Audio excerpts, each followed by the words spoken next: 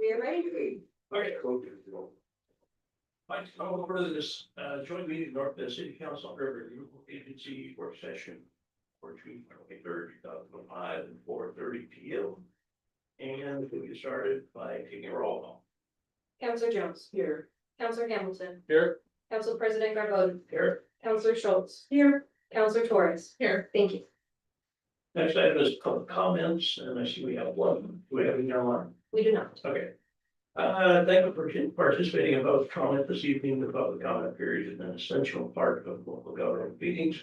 Each person has 3 minutes to speak. Our governing body takes the input into consideration. However, in observance of the local meetings laws, this isn't the time to dialogue, but rather a time for us to listen to you. Our city administrator and city recorder are taking notes of any action to be.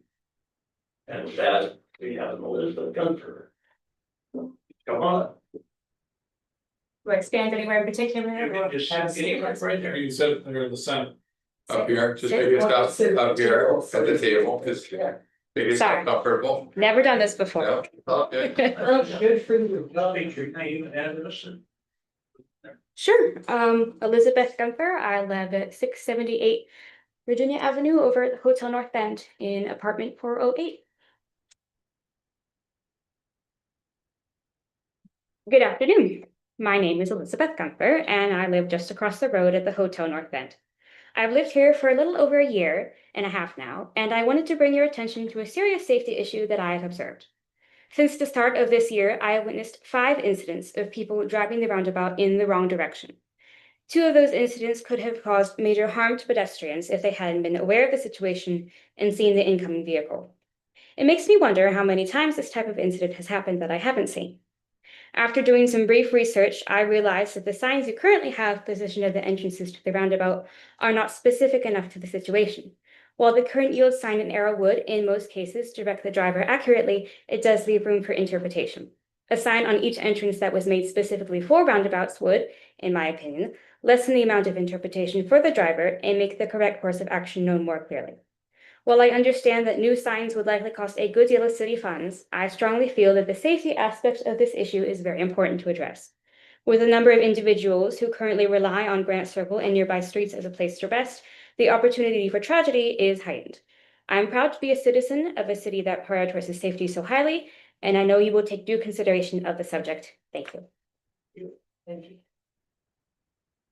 Catherine? Yeah. If you would kindly give that to Mr. Ralph Denham, and he will put it on the traffic committee for the next agenda. Thank you. Let's see. Number 4, reading the city council agenda. Okay.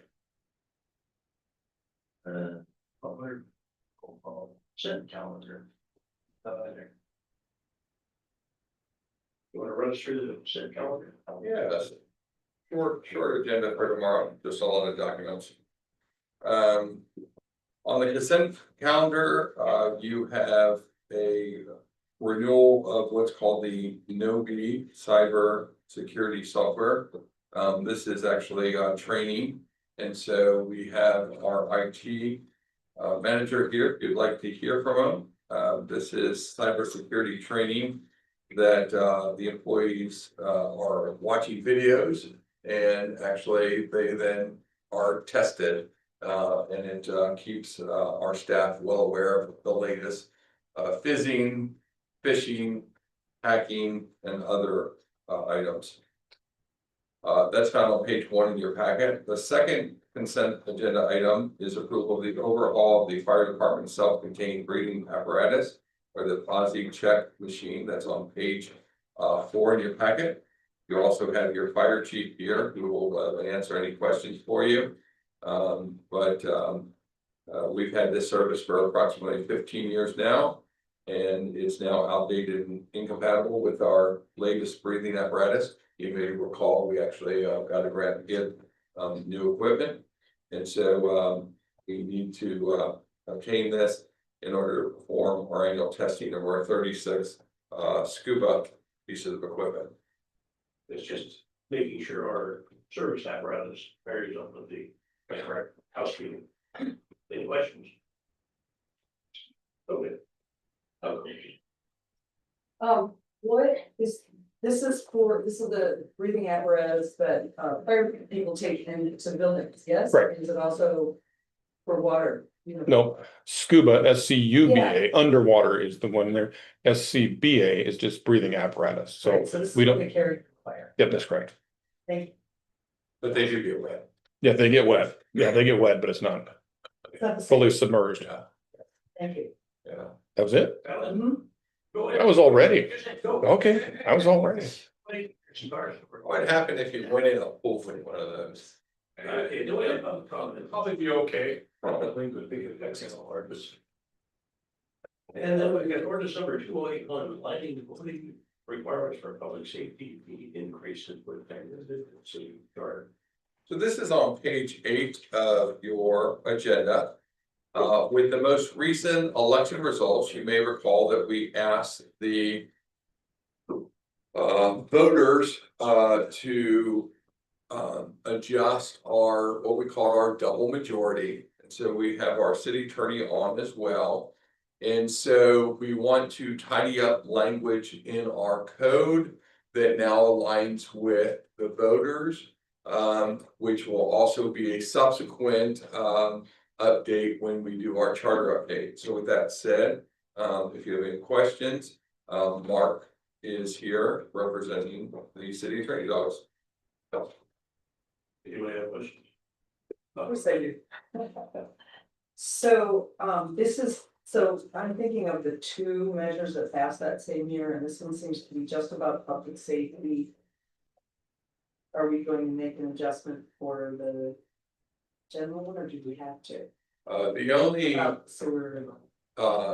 thing that passed was, well, technically, the public safety $5 fee passed, but cannot be implemented because of the Yes. double majority. Yes, yes. And so the one that did pass was the obviously double majority to a simple majority for increases. However, when you review our code specific to public safety, knowing that we're going to redress and now have this on the November ballot, we did not want our city code inconsistent with what voters just approved us.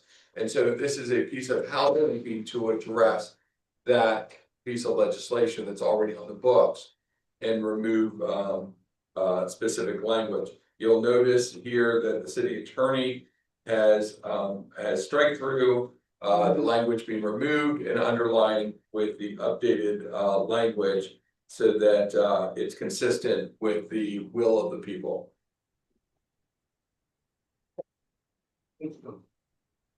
Then we go on to ordinance number 82, council rules and amendments. All right, again, you have your city attorney on board. I'm going to hand this one over to him because this is 100% will of the council. You all had gone through your council rules. You've asked that they be updated, and so your city attorney will walk you through this particular ordinance. Yeah, good afternoon, council, and your administrator basically said what I was going to say. I'd be happy to walk through the edits with you.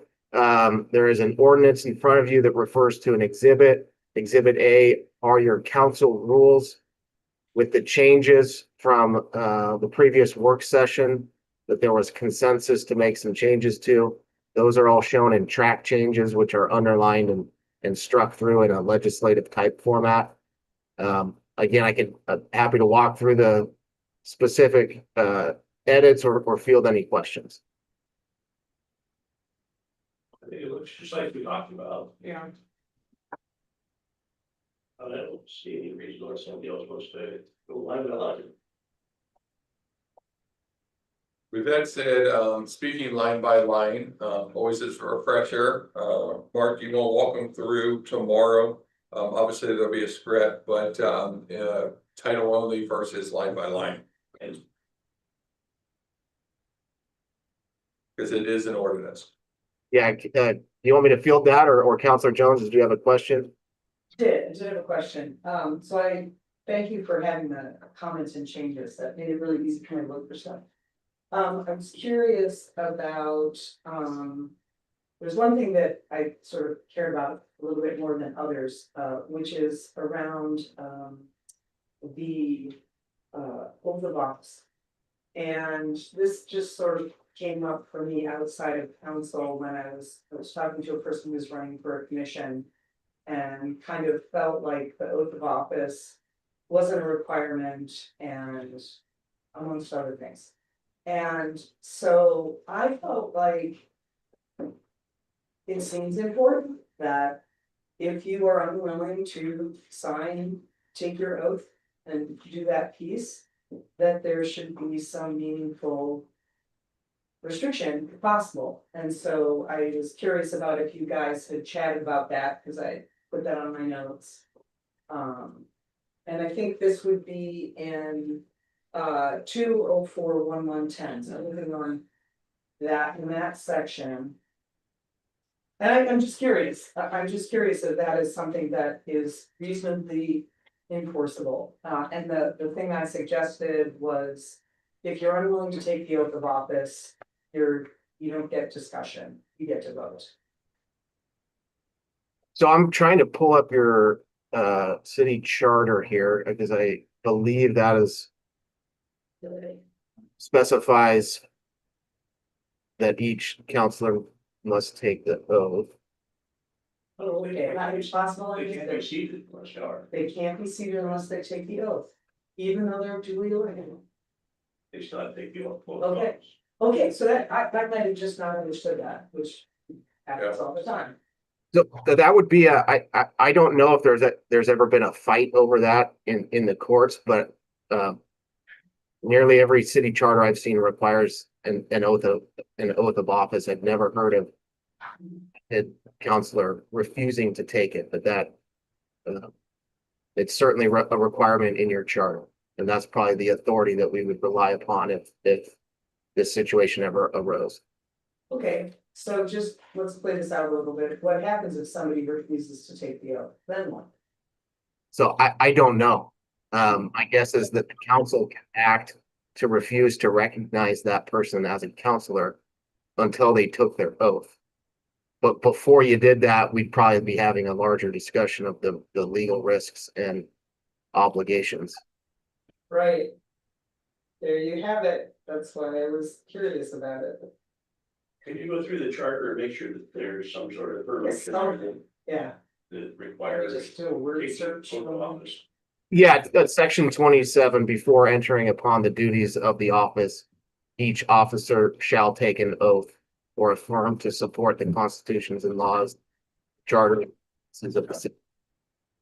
And if I may interject here, a council member, regardless of an election, still remains a council member until replaced through an election. And so this would be a legal interpretation, for which I'm not a lawyer. However, as a sitting councilor, you remain a councilor until replaced. And so if you have an election and someone refuses to take the oath, which is a shall under our charter, you remain an elected official until that position is either declared vacant or is filled. Okay. Okay. Thank you. Also to address the counselor's additional comments in writing, she was not here when the council rules were discussed. And also distributed in your boxes is a document for one of your council goals, which is redressing and reviewing the charter. And so there have been multiple state sort of what I call charter challenges, removing of elected officials. And so those are things that you'll want your city attorney to review as you decide what your process is. Because obviously we had a prior situation where the city spent, say, $75,000-$80,000 and could not take action. At least 2, if not 3 other cities have had similar challenges. And so the question is, what's the legal answer? And that's something that if it's the will of council to sort of have that delved into and have a section for proper removal of council, that will come up during discussion of your charter proposed changes. Next order, public hearing, possibly. I think your city attorney. I would just, a brief refresher on ordinance adoption. There's gonna be 2 votes tomorrow to have it read by title only. And maybe the more important reminder is you can, if for some reason you still wanted to vote no on the ordinance, but you were okay with having it read by title only, you could have the first reading by title only. And then you could vote no on the second reading or vote no on adopting the ordinance. And it's a way to streamline the process. Okay, any questions about that? All right, number 7 is a public hearing. We're going to call up our finance director. This is on page 43 in your packet. And this is possible uses of state revenue sharing. And it's also attached with resolution 3366. Good evening, members of the council. Yes, this is a public hearing for to hear possible uses of state shared revenue. It's a requirement that we do this every year. The resolution actually gets, I believe, submitted with our renewal information to the state. And it's just so you have the benefit of hearing from the public possible uses of that money. It's unrestricted money. In the past, we've done some community grants with those funds. And it's also kind of part of that is earmarked for July Jubilee, but that's the requirement for tomorrow. All right, any questions of the finance director on that? All right, moving on to number 8, also being presented by the finance director. Also a public hearing. This is adoption of your fiscal year 26 budget, a resolution number 3367. Jeff, you have the floor. Yep. So, as David stated, this is adoption of the fiscal year 26 budget by resolution. It's the last official act that actually adopts the budget. We need that for spending authority going into next year. In May, the North Bend Budget Committee met and reviewed the proposed budget. They approved it with changes. There's been no changes to this budget in total. I did reallocate a small shift in the general fund to move some contingency for $6,000 for travel into the city council budget in case there's trainings going on for you. And then also to move a little bit of that contingency in the general fund into my department, into finance. We're moving to a paperless system, and we're going to start with our AP. And so trying to get away from using a lot of paper and going a lot more digital in our approvals and that sort of thing, and providing more information along the way. So again, no change in the total budget, no change in any of the funds, just a small reallocation in those. And this is the resolution that would then adopt the budget and make the appropriations for next year. It's gotta be done before the first month. It does. All right. Oh, I see a question. It looks I like. have a question, of course. This is just language, I just want to make sure I understand. So we have a total budget of 56 mil, making appropriations for 33 change. What is that mean? Does that mean that, is that the general fund? Are we talking about general fund there? Are we talking about grants that have specific, or what's the difference? That is the entire budget. And so that's the entire citywide budget. So that's general fund, that's all of your special revenue funds, that's your reserve funds. So the difference between what's being appropriated, that's how much you're saying you can spend. That total budget though, of like the 50 some million, that's that unappropriated fund balance that we can't touch. And it's spread out across Yes. all the many funds for that. So, but that's kind of the way the language is written for the resolution. Okay, any other questions? All right, we do not have an executive session, do not expect want any action.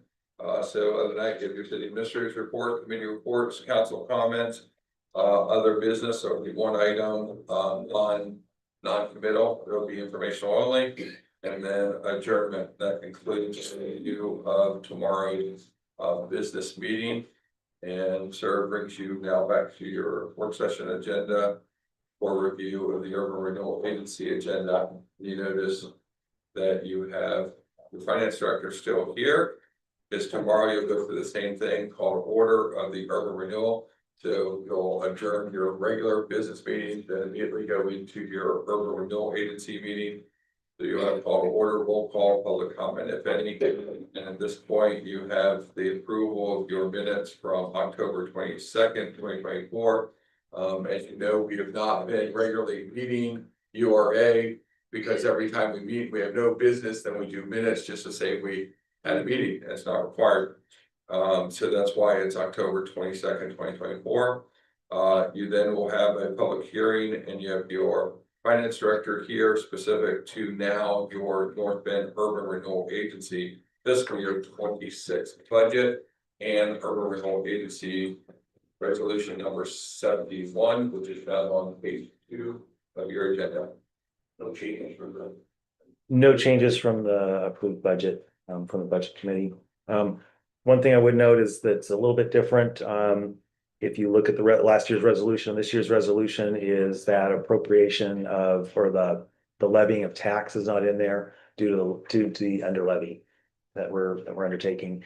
And the under levy letters were sent to the different districts. Have not heard from any of them, but they were notified that of our intent to under levy this year. Any questions, finance director, on that? Right, aside from that, there'll be the executive director report and adjournment. That brings you back now to your regular agenda. I just want to point out in your mailboxes is a document. Our city reporter, city attorney worked with me on this document. It's called Creating the Charter Review Committee Local Requirements. Please take the time to review that. The council will have to decide. You have several options of how to create this. You'll notice that in that document, if you don't have it now, you look at it later. In order to achieve getting your charter on the November 2025 ballot, basically we show starting the process in July, and it's a very condensed process. Part of that is it's called a bind over clause. And so there'll be an election next November. And so anything you do the charter and the election all at the same time, you're not binding over. So you want to start anew. You also want to update your charter because you just had a ballot initiative in May regarding fees. And so that'll give you the opportunity to update that document charter as well. Overall, in here, you'll notice that we have done a thorough review of the document, and I have mirrored it to the league's model, the latest model version of their charter. And so we have given you basically charter topics, what the North Bend Charter says, what the model charter says, and why it might matter. In this, at the time, I didn't update it, but I had a 2026 review because essentially I thought we'd be on a 2-year cycle, but we're on a little more compressed cycle if that's what the council wants for us responding to some of your goals that you set out and then reflective of the May election. And so you have a couple key options there. Your city attorney will be able to work with you through the whole process as well as staff. And so other than that, I hand it back to you, sir.